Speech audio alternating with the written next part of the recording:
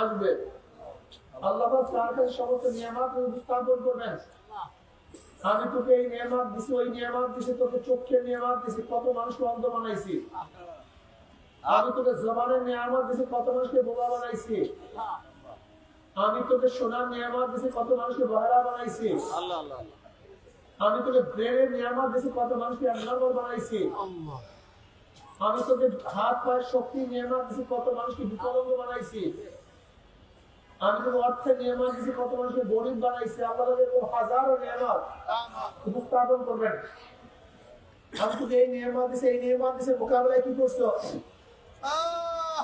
ওই শহীদ আল্লাহ তোমার রাস্তায় গলা কাটাইয়া দিছি, আমি গলা কাটাইয়া দিছি। আল্লাহ বলবেন আমি জানি কেন তুই গলা কাটাইছো। গোটা দুনিয়ার মানুষ তোকে দেখে যুদ্ধ করার জন্য, শহীদ হইতে দেখছে, তুই বিশাল মুজাহিদ হিসাবে দেখছে, কিন্তু আমি তোর কলমের দিকে তাকাইছিলাম। তুই কেন যুদ্ধ করতেছিলি? তোকে মানুষ বীর বলবে, তুই গরিমাতের মাল পাবি, তোর আলোচনা সব জায়গায় ছড়িয়ে পড়বে, তোর পদোন্নতি হবে। তোর এই স্বার্থ ছিল, ওই স্বার্থ ছিল, এই কারণে তুই গলা কাটেছ। আমার জন্য না, আমার জন্য না। আল্লাহ বলেন ফেরেশতাকে ধর, ওর হাত তাহলে জাহান্নামের আগুনে শিকার লাগা, উগ্গুর কর, টানতে টানতে জাহান্নামে নিক্ষেপ কর। ব্যক্তি হয়েছে শহীদ, জান্নাতীরা জাহান্নামী। আল্লাহ পাকের দ্বিতীয় ব্যক্তি ডাকবেন আলেম, কারি। বুখারীর মধ্যে রওয়ায়াত আছে, কারি সাহেব কি করছো, কি আনছো? আলেম সাহেব কি করছেন, কি আনছেন? ও পীর সাহেব কি করছে, কি আনছেন? বলবে আল্লাহ আমি আলেম হয়েছি, কিরাত করছি, তেলাওয়াত করছি, মানুষকে পড়াইছি, হাদিসের দর্শ দিয়েছি, মানুষকে নসিহত করছি, ওয়াজ করছি। আল্লাহ বলবেন আমি জানি কেন করছো। মানুষ তোকে সম্মান করবে, ইজ্জত করবে, হাদিয়া দেবে, তোহফা দিবে, তোকে দাওয়াত দিবে, তোকে মানুষ মাথা উঠে নাচাবে, এই উদ্দেশ্যে তোকে তারিফ করবে। কেরাতের টানে এত সুন্দর, মানুষ মাতোয়ারা হয়ে যাবে। দুনিয়ার মধ্যে যে উদ্দেশ্যে কেরাত করছো, ওয়াজ করছো, নসিহত করছো, আলেম হয়তো সবকিছু পেয়ে গেছো, আমার কাছে কিছু না। আল্লাহ পাক বলবে ধর, এইটাকে ধর, নাফরমানকে ধর, ওর হাত পায়ে জাহান্নামের আগুন লাগা, উগ্রতার টানতে জাহান্নামে নিক্ষেপ কর। বুখারীর মধ্যে রওয়ায়াত আছে। আল্লাহ তৃতীয় এক ব্যক্তি রাখবেন, এদিকে আয় সখী, কি করছো দুনিয়াতে? বলবে আল্লাহ এমন কোন খাত নাই যা পছন্দ করে তুমি, এমন কোন পছন্দনীয় তোমার খাত নাই যে খাতে আমি দান করি নাই। যাত্রাগারে নয়, থিয়েটারে নয়, স্কোয়াডারে নয়, জুয়ায় নয়, সুদে নয়, তুমি পছন্দ করো সেই মসজিদ, মাদ্রাসা, ইয়েতিম, মিসকিন, গরিবদের দান করছি, এমন কোন খাত নাই যে খাত পছন্দ করো আর আমি দান করি, এরকম কোন খাত আমার নাই। সব খাতে আমি দান করছি। আল্লাহ বলবেন আমি জানি কেন দান করছো। মানুষ তোকে সখী বলবে, দানশীল বলবে, দানবীর বলবে। দুনিয়াতে পেয়ে গেছে তারই প্রশংসা, আমার কাছে কিছু না।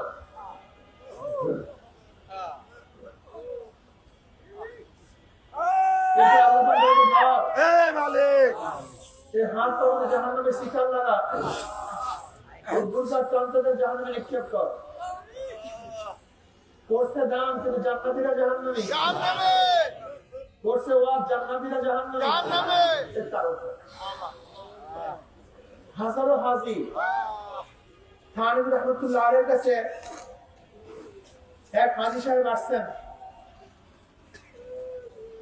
আসিয়া বলতে শোনো, আমি তৃতীয়বার হজ থেকে যে খাজুর এবং পানি নিয়ে আসছি, হুজুরকে সেই খাজুর এবং পানি দাও। থানবী রাহমাতুল্লাহ বললেন তুমি যে তৃতীয়বার হজ করছো, আমি তোমাকে জানতে চাইছি, আমি তোমাকে জানতে চাইছি তুমি দ্বিতীয়বার হজ করছো?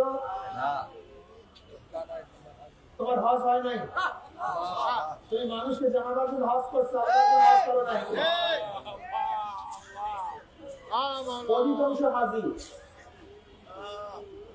অধিকাংশ হাজি যারা হজে যায় মানুষকে শুধু বলতেই থাকে আমি হজ করছি হজ করছি হজ করছি, আমি হজ করছি আমি হজ করছি। তুমি হজ করছো তোমাকে জানতে চাইছে কেউ? তুমি বারবার কেন বলছেন হজ করছি আমি হজ করছি? কারণটা কি?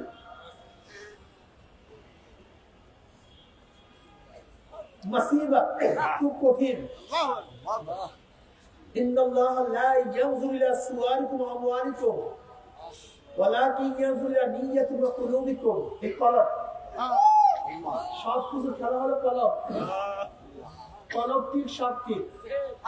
ইন্না ফিল জাসাদি মুদগা ইযা সালাহাত সালাহাল জাসাদু কুল্লু ওয়া ইযা ফাসাদাত ফাসাদাল জাসাদু কুল্লু আলা ওয়া হিয়াল কলব। বুখারী এর রওয়ায়াত আছে নবী আলাইহিস সালাতু ওয়াস সালাম ফরমান প্রত্যেকটা মানুষের সিনার মধ্যে একটা কলব আছে, গোশতের টুকরা। ওই গোশতের টুকরাটা যখন ভালো হয়ে যায় গোটা মানুষটাই ভালো হয়ে যায়, আর গোশতের টুকরা যখন খারাপ হয়ে যায় গোটা মানুষটাই খারাপ হয়ে যায়। ওই গোশতের টুকরাটার নাম কি? কলব। জোরে বলেন কলব। কলবের আলোচনা আপনার নাই, কলবের কথাবার্তাও নাই। হাজারো সংগঠন আছে দুনিয়ার লোক দিয়ে তাদেরকে সংগঠন করার। আমি চরমনায় মুজাহিদ থেকে বলবো খবরদার, দুনিয়ার কোনো লোকের যদি সংগঠন করো, দুনিয়ার কোনো লোকের যদি আন্দোলন করো, দুনিয়ার কোনো স্বার্থের জন্য যদি কাজ করো, সব বেকার হয়ে যাবে, সব বরবাদ হয়ে যাবে, কিচ্ছু পাবার আল্লাহর কাছে। যদি একজন শহীদ সামান্য দুনিয়া আলোচনা, আমার আলোচনা হবে, আমার প্রশংসা হবে, আমি গনিমতের মাল পাবো, আমার চাকরির পদোন্নতি হবে, শুধু এতটুকু নিয়াতে যদি শহীদ হয়ে যায় আর সে যদি জাহান্নামে যায়, তাহলে তুমি সম্ভাবনাই করো আমি চাকরি পাবো, নৌকারি পাবো, বিল্ডিং এর মালিক হবো, এই টাকা হবে, আমার ওইটা হবে সেইটা হবে, তাহলে তোমার অবস্থাটা কি হবে বলো তো?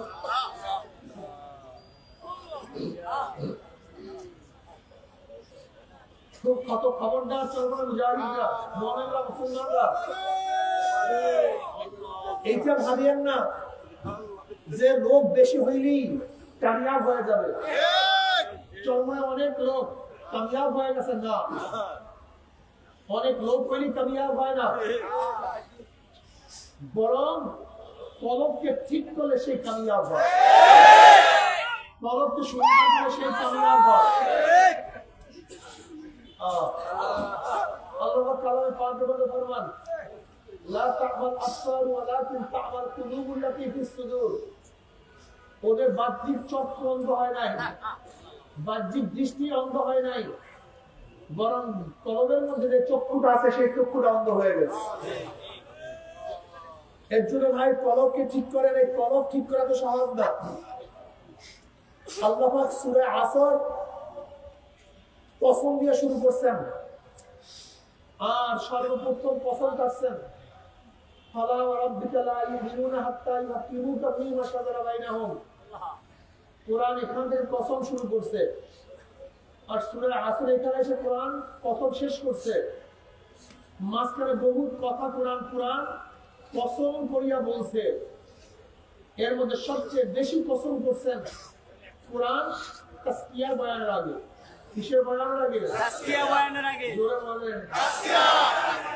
তাসকিয়া বয়ানের আগে। শামসু ওয়া দুহাহা ওয়াল কমারি ইযা তালাহা ওয়ান নাহারি ইযা জাল্লাহা ওয়াল লাইলি ইযা ইয়াগশাহা ওয়াস সামাই ওয়া মা বানাহা ওয়াল আরদি ওয়া মা তাহাহা ওয়া নাফসি ওয়া মা সাওয়াহা فألهمها فجورها وتقواها قد أفلح من زكاها وقد خاب من دساها। যারা অন্তরকে পবিত্র করতে পারছে তারা এই আযাব পেয়ে গেছে, আর যারা অন্তরকে পবিত্র করতে পারে না, কলবকে পরিষ্কার করতে পারে না, সব জাহান্নামে চলে গেছে। এরপরে ইমাম মালিক রাহমাতুল্লাহ আলাইহি ফরমান, কি বলেন? মান তাফাক্কাহা ওয়া লাম ইয়াতাসাল্লাফা فقد تصفق فقد تفسق ومن تصلف ولم يتفقه فقد تزندق ومن جمع بينهما فقد تحقق من تفقه ولم يتصلف فقد تفسق।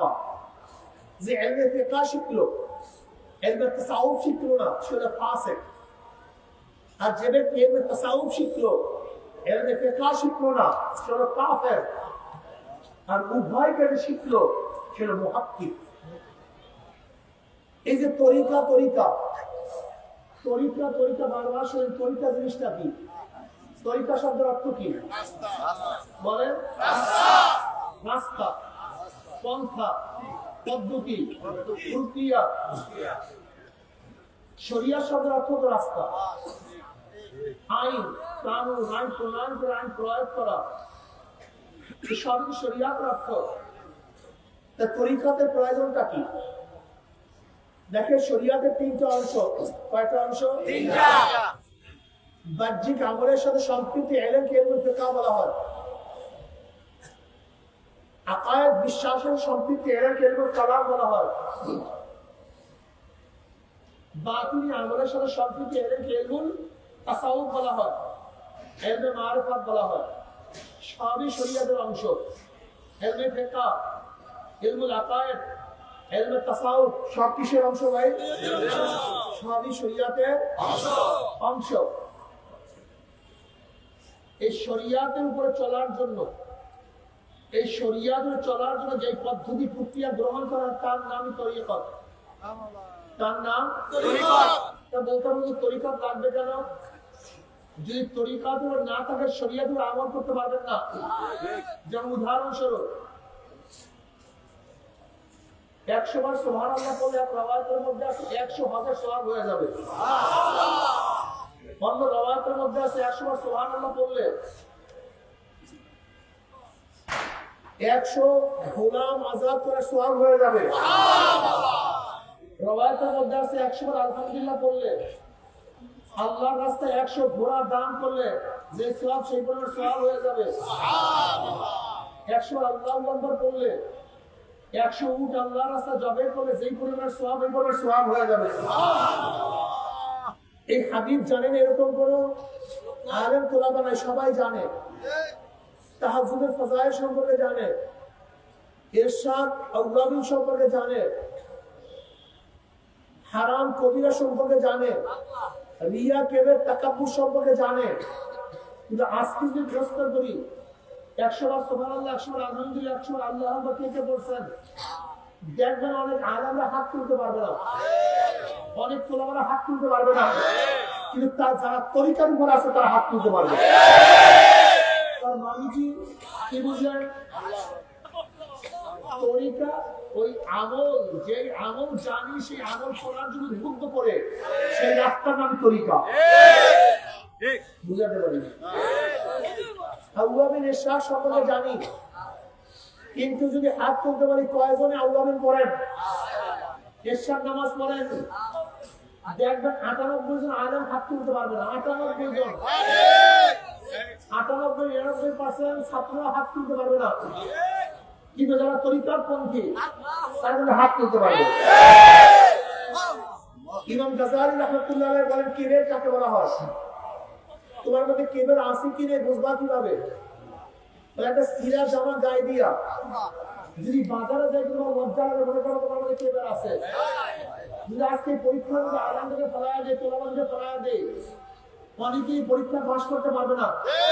কিন্তু হাজারো তরিকার পন্থী বড় আলেম, তরিকার প্রতি বড় শিক্ষিত, তরিকার প্রতি বড় ধনী, যদি তাদেরকে বলে সিরা জামা দিয়ে বাজারে যেতে হবে, যে তারা সিরা জামা দিতে বাজারে যেতে পারবে।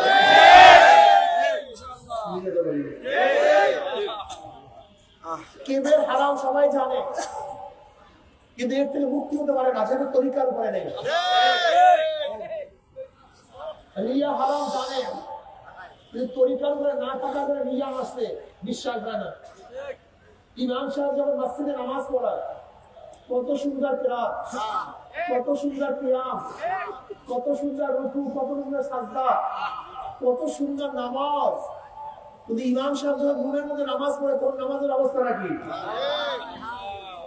তার ইমামতির নামাজ আর তার রুমের নামাজের মধ্যে পার্থক্য আছে কি নাই? ঘটনাটা কি? তরিকার উপরে নাই। তুমি রুমের মধ্যে কার সামনে নামাজ পড়ছিলা? ইমামতির সময়। ইমামতির নামাজ এত সুন্দর, রুমের নামাজ এত খারাপ কেন?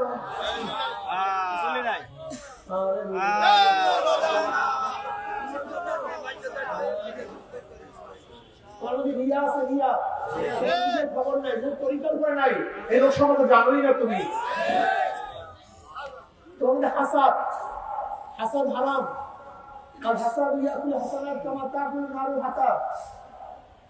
হিংসা বিদ্বেষ মানুষের নেকিগুলি যেরকম শেষ করে ফেলে, যেরকম আগুন লাকড়িকে ধ্বংস করে ফেলে, এরকম দেখেন নাই ক্যালিফোর্নিয়ার মধ্যে আমেরিকা এমন আগুন লাগছে সব ধ্বংস করে ফেলাইতে আছে। আগুনের মধ্যে যে রিয়া আগুন লাগায় দেওয়া হয় সব শেষ করিয়া ফেলায়।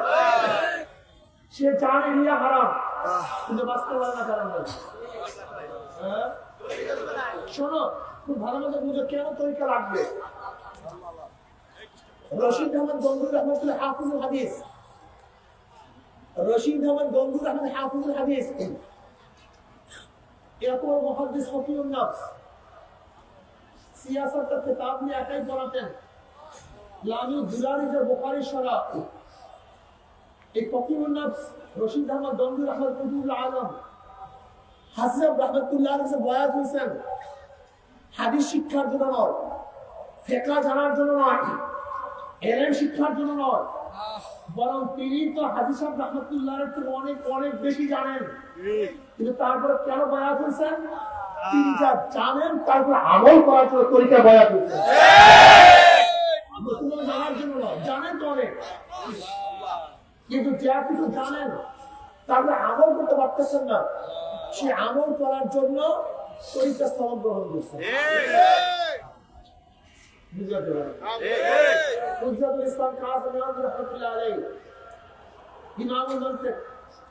বুখারীর শেষে 5 পারা হাসিয়া লিখছেন, বহুত বড় আলেম এই হুজ্জাতুল ইসলাম কাসিম রাহমাতুল্লাহ আলাইহি হাদিস রাহমাতুল্লাহ যে বয়ান গ্রহণ করছেন জানার জন্য, না যা জানেন তা মানার জন্য, যা জানেন তা মানার জন্য। হাকিম মুহাম্মদ আশরাফী কানূন রাহমাতুল্লাহ আলাইহি আল্লাহ এত প্রজ্ঞা, এত মেধা, এত ইলম দান করছেন, আমার বিশ্বাস কিয়ামত পর্যন্ত তিনি হায়াত পেতেন আর কিয়ামত পর্যন্ত লিখতেন, কলমের কালি শেষ হইতো না, ইলম শেষ হইতো না। এত ইলম আল্লাহ দান করছেন। এই আশরাফী কানূন রাহমাতুল্লাহ আলাইহি হযরত রাহমাতুল্লাহ যে বয়ান গ্রহণ করতেন জানার জন্য না মানার জন্য? মানার জন্য। বুঝার তরিকা কেন লাগবে? তরিকা জানার নাম না, তরিকা মানার নাম। এই জন্য তরিকা, এই যে শোনেন তরিকা তরিকা তরিকা লাগবে কেন? ফখরুদ্দিন রাজি রহমতুল্লাহর মতো ইমাম, ফখরুদ্দিন রাজির মতো ইমাম যিনি তফসিরে কাবিল লাগছে মুখস্থ, দেখানো নাই কোন কিতাব দেখা সব মুখস্থ লিখে বলে তফসির কাবিলের মতো এত কঠিন তফসির, তিনি কেন বয়ান গ্রহণ করছেন? ইসলাম হযরত গাযালি রাহমাতুল্লাহ আলাইহি এত বড় ইমাম ছিলেন, এত বড় দার্শনিক ছিলেন, এত বড় আলেম ছিলেন, তিনি জানার জন্য বয়ান গ্রহণ করেন নাই। কিসের জন্য? জানার জন্য। শাহ ওলিউল্লাহ মুহাম্মদ দেলভী রাহমাতুল্লাহ আলাইহি যিনি পাক মুহাম্মদের প্রথম হাদিসের সনদ বয়ান করছেন, তার বাবা একজন মুহাদ্দিস ছিলেন আব্দুর রহিম সাহেব রাহমাতুল্লাহ আলাইহি, তার সন্তান মুহাদ্দিস আব্দুল আজিজ রাহমাতুল্লাহ আলাইহি। দেখেন সনদ বয়ান করার সময় শাহ আব্দুল আজিজ, শাহ ওলিউল্লাহ মুহাদ্দিস, আব্দুর রহিম, এই তিনজন বাবা ছেলে দাদা। শাহ আব্দুল আজিজ রাহমাতুল্লাহ আলাইহি তিনি হলেন নাতি, শাহ ওলিউল্লাহ মুহাদ্দিস রাহমাতুল্লাহ তিনি হলেন ছেলে, আর শাহ আব্দুর রহিম রাহমাতুল্লাহ তিনি হলেন বাবা। কথা বুঝতে পারি? এই তিনজনের সনদ হইয়া তারপর সামনে দিকে অগ্রসর হও। এই তিনজন কেন বয়ান গ্রহণ করছেন? জানার জন্য না মানার জন্য? মানার জন্য। মুজাদ্দিদ আল-কিসানি রাহমাতুল্লাহ আলাইহি যিনি আহমদ সিরাজ খান রাহমাতুল্লাহ আলাইহি বলেন, মুজাদ্দিদ আল-কিসানি তিনি বাকিবুল্লাহ সাহেব রাহমাতুল্লাহ বয়ান গ্রহণ করছেন জানার জন্য না মানার জন্য? মানার জন্য। এই শফি সাহেব রাহমাতুল্লাহ আলাইহি, কাজী উসমানী সাহেব রাহমাতুল্লাহ আলাইহি, জাকারিয়া সাহেব রাহমাতুল্লাহ আলাইহি, ইলিয়াস সাহেব রাহমাতুল্লাহ আলাইহি, এরকম সমস্ত বর্গের মুহাদ্দিসিন কিরাম তারা বয়ান গ্রহণ করছে কিসের জন্য? মানার জন্য। জানার জন্য। মানার জন্য। বুঝুন তরিকা কি জিনিস? এর নাম তরিকা। ঠিক। তরিকা হলো নিজে আমল করতে পারি না, যে রাস্তার উপরে উঠলে আমল করা যায় সেই রাস্তার নামই তরিকা। এই তরিকা এবং তরিকাত এবং শরিয়াতের আমল করার পরে আল্লাহ পাকের মাখলুকাতের বহু গুরু রহস্য অন্তরে জাগ্রত হয়, তার নাম হাকিকত। তার নাম কি? হাকিকত। হাকিকত, তরিকত, শরিয়াতের আমল করার পরে আল্লাহ পাকের আওসাফ গুণের বহু গুরু রহস্য অন্তরে জাগ্রত হয়, তার নাম মারেফত। এই যে শোনেন না, মারেফত, হাকিকত, তরিকত, শরিয়ত, এগুলি সবই শরিয়তের অংশ। এখন বলেন তো তাসাউফের দরকার আছে কি নাই? আত্মশুদ্ধির প্রয়োজন আছে কি নাই? আমরা কত জাহেল, কত বেয়াকুফ। সারাদিন কিয়াম নিয়ে আলোচনা করি, রুকু নিয়ে আলোচনা করি, হাত বারবার উঠাবো কি উঠাবো না আলোচনা করি, কেরাত ইমামের পিছনে পড়বো কি পড়বো না আলোচনা করি, আমি নাস্তা করবো জোরে করবো আলোচনা করি, কিন্তু নামাজ কবুল হবে কি হবে না, আমার নামাজের সময় দেল আল্লাহ দিয়ে থাকে কি থাকে না, এই আলোচনা খবরই নেই। এই আলোচনা পছন্দও করি না। এখন ওয়াজ নসিহত দিয়ে হয়ে গেছে তিস্তিয়া, হাসি তামাশা, এখন জিকির আজকাল কান্নাকাটি নাই। বিশাল বিশাল মাহফিল, একজন লোক নামাজি হয় না। বিশাল বিশাল মাহফিল, একজন লোক দাঁড়িয়ে আলা হয় না। বিশাল বিশাল মাহফিল, আল্লাহর ভয় মাওলার মহব্বত চোখে দিয়ে পানি পড়ে না। চলছে সবই বরবাদ হয়ে যেতেছে। ইন্নাল ইনসানা লাফি খুস, সমস্ত মানুষ জাহান্নামে চলে যাবে, কেউ জান্নাতে যাবে না। ইল্লাল্লাযিনা আমানু ওয়া আমিলুস সালিহাত, ঈমান ও নেক আমল যাদের থাকবে তারাই একদম নাজাত পেয়ে যাবে। সুবহানাল্লাহ। ঈমান ও নেক আমল, এই নেক আমল কবুল করার জন্য, আমলকে কবুল করার জন্য দরকার তরিকা। নামাজের মধ্যে আনতা আবুদাল্লাহ কাআন্নাকা তারা ফা ইন লাম তাকুন তারাহু ফা ইন্নাহু ইয়ারাক, হালাল হারাম তমিজ করতে হবে, মিথ্যাকে বর্জন করতে হবে, ধোঁকাবাজি মুসলমান করতে, মিথ্যা বলতে, ওয়াদা খেলাফ করতে, আমাদের খেয়ানত করতে, তুমি পাগড়িওয়ালা, তোমার মিথ্যা, তোমার পাগড়ি ঠিক নেই, তোমার কপালের মধ্যে নামাজের দাগ, তুমি ধোঁকাবাজ। তুমি নামাজ ঠিকভাবে পড়ো কিন্তু মানুষের ওয়াদা খেলাফ করো, ধোঁকাবাজ। তোমার ঈমান ঠিক হয় নাই, তুমি মুনাফিক। নবী আলাইহিস সালাতু ওয়াস সালাম মুনাফিকের আলামত তিনটা: ইযা হাদাসা কাযাবা ওয়া ইযা উতমানা খানা ওয়া ইযা ওয়াদা আখলাফা। হাদিসের মধ্যে আটকুশ হয়ে গেছে। যখন তারা কথা বলে তখন মিথ্যা কথা বলে, যখন ওয়াদা করে খেলাফ করে, আমানত খেয়ানত করে। মুসলিমের রওয়ায়াতের মধ্যে আছে, ব্যক্তি নামাজও পড়ে, রোজাও রাখে, ওয়া ইন সাল্লা ওয়া সামা, যদি এই ব্যক্তি নামাজও পড়ে, রোজাও রাখে, কিন্তু যদি ওয়াদা খেলাফ করে, মিথ্যা কথা বলে, আমানতের খিয়ানত করে, তারপরে সেই ব্যক্তি মুনাফিক। নামাজ পড়লেও, রোজা রাখলেও যদি মিথ্যা বলো, ওয়াদা খেলাফ করো, আমাদের খিয়ানত করো, তুমি একজন মুনাফিক। বলেন তার কয়জন মুমিন আছে? সব পাগল হয়ে গেছে। মুমিন মিথ্যা কথা বলতে পারে না, মুমিন ধোঁকাবাজি করতে পারে না, মুমিন এক নাম্বার দুই নাম্বার মাকে এক নাম্বার বলতে পারে না। একজন মুমিনের আদর্শ খুব সুন্দর হবে, ভালো ব্যবহার হবে। তুমি কি জানো কিয়ামতের মাঠের মিজানের মধ্যে সবচেয়ে কোন আমল বেশি ওজন হবে? তুমি জানো নাকি? হ্যাঁ, সৎ চরিত্র, উত্তম চরিত্র, উত্তম চরিত্র মিজানের মধ্যে সবচেয়ে বেশি ওজন হবে। অর্থাৎ তোমার আমার চরিত্র কি কত নেক্সটি, কত খারাপ, কত চরিত্র কি ব্যবহার কি না, চরিত্রের গঠন করো। আল্লাহ নবী কি আমার মাওলা পাক উত্তম চরিত্র দিয়ে দুনিয়াতে পাঠাইছে। চরমনায় মুজাহিদদের আজকে মুজাহিদ চরিত্র না থাকে, মিথ্যা কথা বলো, ধোঁকাবাজি করো, ব্যবহার খারাপ করো, তোমার চরিত্র ঠিক হয় নাই, তুমি মুজাহিদ হইতে পারো নাই। মুজাহিদের চরিত্র খুবই ভালো থাকবে, আখলাক উত্তম হবে, তাদের আমল আখলাক এত সুন্দর হবে যেন মানুষ তাদের আমল দেখিয়া তারপর মনে করবে যে এই তরিকাটা ভালো। কি বলা সত্য না মিথ্যা? চরমনের প্রতিটা মুজাহিদের মুমিনদের মাথার মধ্যে সবরা থেকে থাকতে হবে, জবানে জিকির থাকতে হবে, কলবের মধ্যে শুকর থাকতে হবে, অঙ্গ প্রত্যঙ্গ সবর থাকতে হবে, মাথায় কি থাকবে? এই গোটা মানুষকে কিভাবে দাওয়াত দেব, আল্লাহ গোলা লোকদেরকে আল্লাহর সাথে কিভাবে মিলাই দেব, আমি হারাম থেকে কিভাবে বাঁচতে পারবো, আমি এক ভাইকে কিভাবে নামাজে দাঁড়া করতে পারবো, আমি এক ভাইকে কিভাবে আল্লাহ আল্লাহ জিকিরের মধ্যে নিয়ে দেবো। এই সমাজকে পরিবর্তন করিয়া কেউ ইসলামী সমাজ গঠন করবো।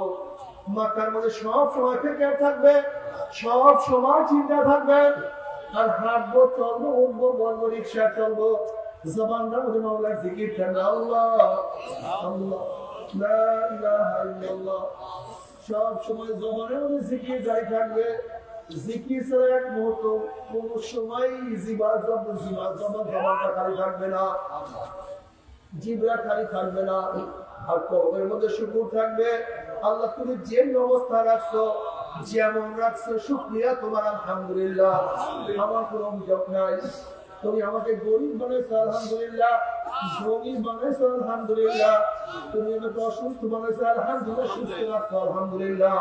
খবরদার কলবের মধ্যে শুকর থাকবে, অঙ্গ প্রত্যঙ্গ সবর থাকবে, ধৈর্য ধারণ করতে হবে। এই সমস্ত অভ্যাস করতে না মুজাহিদদের থাকতে হবে। যদি আখলাকি হইয়া চরিত্র গঠন করিয়া মাওলাকে রাজি খুশি হইয়া কিয়ামতের বাজারে উঠো, আমার মাওলা ডাকিয়া ডাকিয়া আরো সে জায়গা করিয়া দিবে, আল্লাহ কবুল করিয়া নাও। আমল নামার ডাইন হাতে পড়িয়া যাবে, নেকের পাল্লা বদল হইয়া যাবে। আমার মাওলা জান্নাতে চলিয়া যাওয়া। জান্নাত কি যে সুন্দর, কি যে সুন্দর, আমার মাওলা ছাড়া কেউ বলতে পারে না। জান্নাতের কোনো গালি নাই, কোন বদ আখলাক নাই, ওষুধ নাই, সর্দি নেই, কাশি নাই, পেট ব্যথা নাই, হার্ট ডিজিজ নেই, ডায়াবেটিস নেই, ব্লাড প্রেশার নাই। স্ত্রী অবাধ্য হবে না, আমার স্বামী স্ত্রীর অবাধ্য হবে না, গালাগালি কোন কিছু সেখানে নাই, শুধু শান্তি আর শান্তি। কি যে মজা!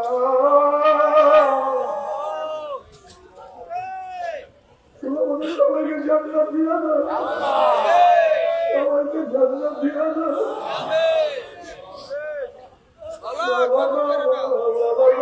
কিছু চাও তোমার জান্নাত চাও। সালামুন কওলাম মির রাব্বির রহিম। আমার মাওলার তরফ থেকে শান্তি আর শান্তি। অশান্তি কি দিশার কোনদিন দেখা লাগবে না। ও যুবক বাবা, দুনিয়ার শান্তি শান্তি, জান্নাতের শান্তি আসল শান্তি। দুনিয়ার শান্তি ভেজাল যুক্ত, জান্নাতের শান্তি ভেজাল মুক্ত। যেরকম শীত লাগে, তুমি দামি দামি কোট পরছো, সোয়েটার কোনো জায়গা কত তোমার ঘামায় গেছো। যদি আরাম ছিল শান্তি, আবার ঘাম অশান্তি। তুমি এসি স্যার তো শান্তি, কিন্তু দেখবে বেশি এসি স্যার আবার ঠান্ডা লাগিয়ে গেছো, অশান্তি। খাওয়ার মধ্যে শান্তি, বেশি খেলে পেট ব্যথা, বেশি খেলে গ্যাস, হজম শক্তি নষ্ট হয়ে গেছে। খাওয়ার মধ্যে শান্তি, কিন্তু তার মধ্যে অশান্তির ভেজাল আছে।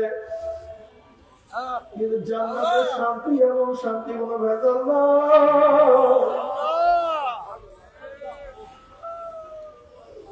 যত খাও কোনো ভেজাল নাই, ঘুমাও কোনো ভেজাল নাই, আনন্দ ফুর্তির মধ্যে ভেজাল নাই, ঘরের মধ্যে ভেজাল নাই, ঠান্ডা গরমের মধ্যে কোনো ভেজাল নাই, পানির মধ্যে রোগ জীবাণু নাই, বাতাসের মধ্যে রোগ জীবাণু নাই।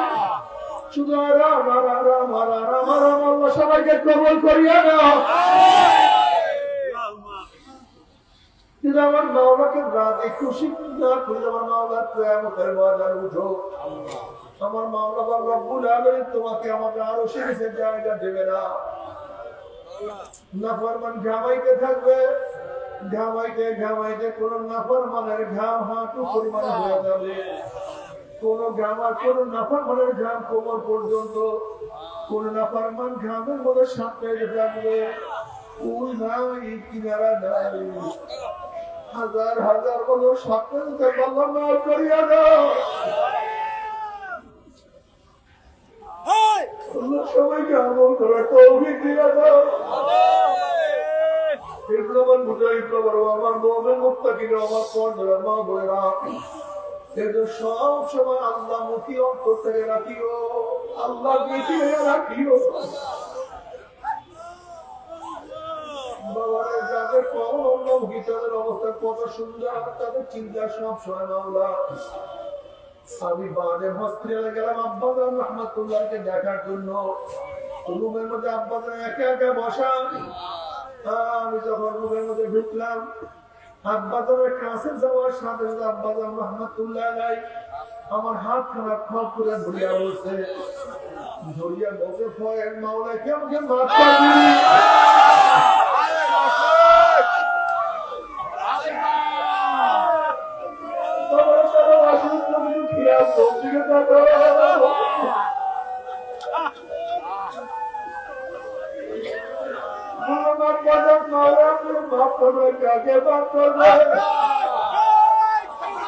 আপনার সেটু আবার ঠিক মতো পাই না, সারা বছর সবরে সবরে দিনের কাছে ব্যস্ত ছিলেন।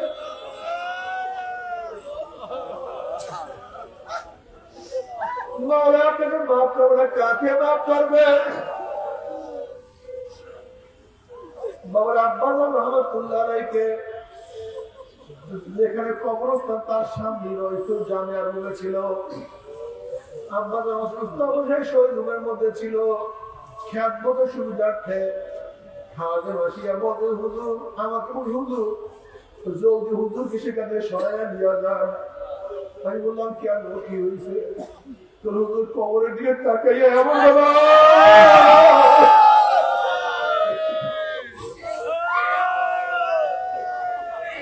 এমন ভাবে নিঃশ্বাস করলো, চলে যাবে।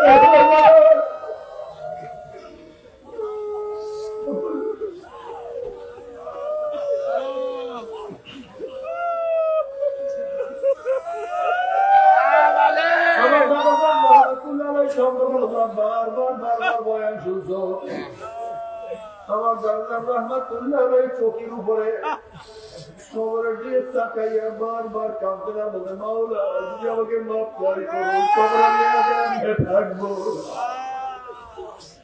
মাওলা যদি আমাকে মাফ নাই করে কবর আমরা কেমনে থাকবো,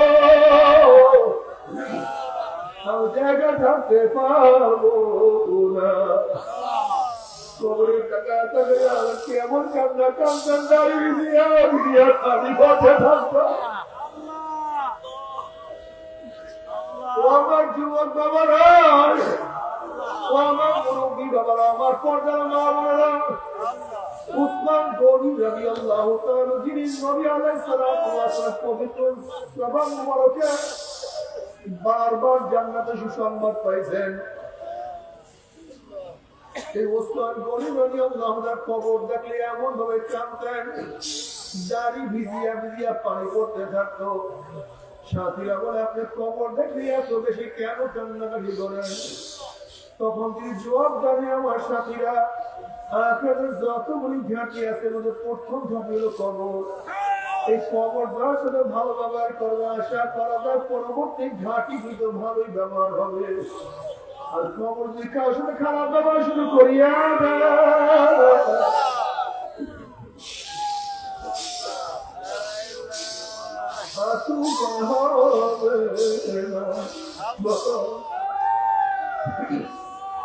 আমার পদের মা বোনেরা, আমার মা বোনেরা কি নিয়ে রওনা করছো, কোথায় রওনা করছো? আমার বাবারা, আমার ভাইরা কি নিয়ে রওনা করছো, কোথায় রওনা করছো? আমাদের হাতটা একেবারে খালি।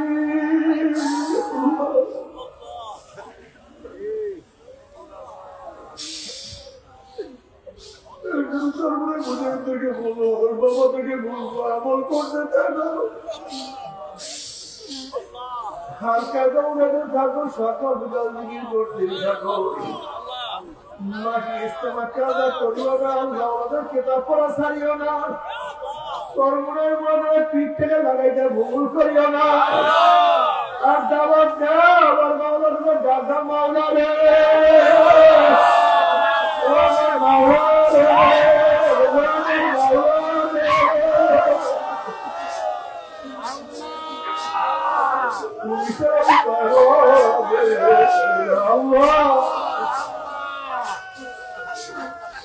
বাবা কেন খেয়াল করো না? আল্লাহ তাদের চোখে পানি, আমরা যারা গুনাহগার আমাদের চোখে কেন পানি নাই? আল্লাহ আমাদের চোখে তো পানি থাকার কথা, মধ্যেই বন্ধ, কিন্তু তাদের চোখে পানি। আর আমরা যারা আমাদের চোখে পানি নাই কারণ জানি বাবা রে, আমাদের কলমটা শক্ত হয়ে গেছে। নবী মুসা আলাইহিস সালাম একদিন এক জায়গাতে রওনা করছে, দেখে একটা পাথর কান্দে। নবী মুসা আলাইহিস সালাম বলেন, পাথর কেন কান্দো? পাথর বলছে, আল্লাহ নবী মুসা, আল্লাহ জাহান্নামকে মানুষ এবং পাথর দিয়া জ্বালাইবে। ওই জাহান্নামের চিন্তা ছিল,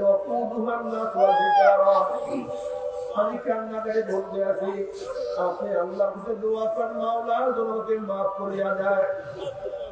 মুসা আলাইহিস সালাম বলে, মাওলা রে, একটা পাথর তোমার ভয় কান্দে, তুমি মাফ করিয়া দাও। আল্লাহ বলে, সুসংবাদ জানাইয়া দেবে, তুমি মাফ করিয়া দিলাম। এই সুসংবাদ জানাইয়া মুসা আলাইহিস সালাম চলিয়া গেলেন। অনেকদিন পরে সেখানে আসার পরে তাকে পাথর আবারও কান্দে। নবী মুসা ধমক দিয়া প্রথম পাথর, তুই কি আমার কোনো বিশ্বাস করো না? মাওলা তোকে মাফ করিয়া দিছে। পাথর বলছে, আল্লাহ নবী মুসা, নবীরা কোনোদিন মিথ্যা কথা বলতে পারে না, আল্লাহ মাফ করে বিশ্বাস করে তারা আবারও কেন কান্দো? পাথর বলে, আল্লাহ নবী মুসা, যদি আমি না কাঁদতাম আমার দিকে আপনি লক্ষ্য করতেন না, আল্লাহ দোয়া করতেন না। আর আপনি দোয়া না করলে হয়তো মাওলা আমাকে মাফ করতো না। যেই কান্নার উঠলে মাওলা আমাকে মাফ করিয়া দিছে, যেই কান্নার উঠলে মাওলা আমাকে ক্ষমা করিয়া দিছে, ওই কান্না আমি আর কোনদিনও ছাড়বো না। তোমার কেন চোখে পড়ি না? কিয়ামতের মাঠে নফরমান কাঁদতে কাঁদতে চোখের পানি শেষ হয়ে যাবে, এরপরে রক্ত বাইর হওয়া শুরু হবে। চোখের পানি রক্ত পড়তে পড়তে গালের চামড়া গোস্ত পচিয়া পচিয়া পড়িয়া যাবে, কিন্তু কোনো লাভ নাই, কোনো উপকার নাই। আজকে দুনিয়ার মধ্যে এখনো চোখের পানিও তোমার জন্য আমার জন্য জাহান্নাম হারাম হওয়ার কারণ হইতে পারে। আর জাহান্নামের মধ্যে কিয়ামতের মধ্যে নাফরমানরা লক্ষ লক্ষ কোটি কোটি ফোঁটা পানি ভরাবে, আর কোনো লাভ হবে না, উপকার হবে না।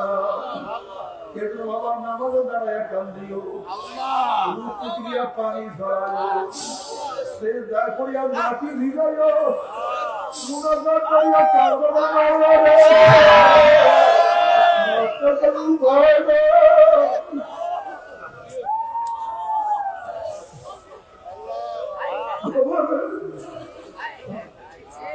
তুমি কি জানো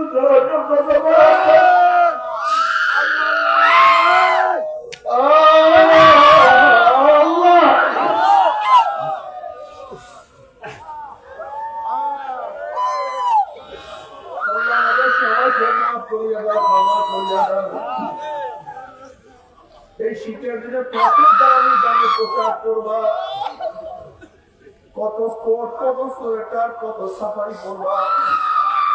জাহান্নামের জন্য আল্লাহ পোশাক বানায় ফেলাইছে। ওই পোশাক কোন সুতির পোশাক না, ওই পোশাক উলের পোশাক না, ওই জামাটা হলো জাহান্নামের আগুনের জামা।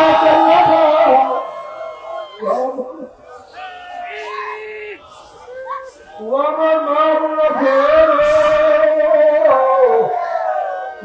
বলছে قلوبنا তবে মোহাম্মদ মুসলমান বলবে সবাই মনে চায় গুনার থেকে ফিরিয়ে না করিয়া মাওলার জান্নাতে সবাই যাইতে মনে চায় গুনাহ নিয়ে মাওলার জাহান্নামে কাউকে কিন্তু যাইতে মনে চায় না কিন্তু কেনই বা আমরা নেক আমল করতে পারি না কেনই বা গুনাহ কাজ করতে পারি না এর মূল কারণ আপনার এবং আমার দুজন নফস এবং শয়তান লাগিয়ে রয়েছে এই নফস এবং শয়তানকে ফেরার জন্য যে কোনো একজন হককারী আল্লাহর ওলি হাতে হাত দিতে হবে বাবা খবরদার বর্তমান যেমন পীর নিজের ভেজাল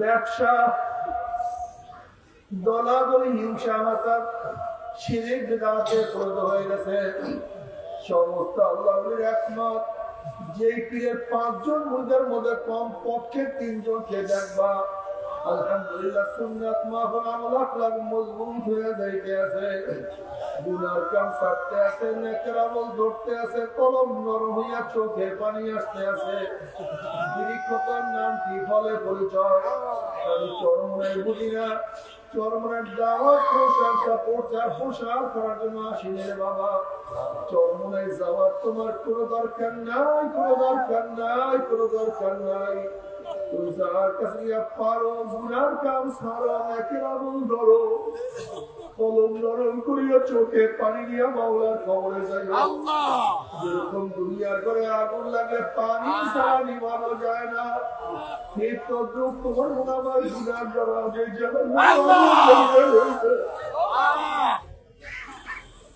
জাহান্নামের আগুন জ্বলিয়া রয়েছে চোখের পানি ছাড়া কিন্তু জাহান্নামের আগুন নিভানো সম্ভব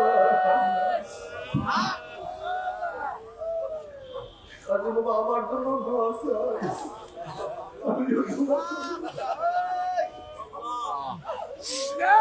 সবাই সবার দোয়া করো যেন কিয়ামতের ময়দানে গলাগুলি লাগিয়ে মাওলা একসাথে জান্নাতে যাও তৌফিক দিয়া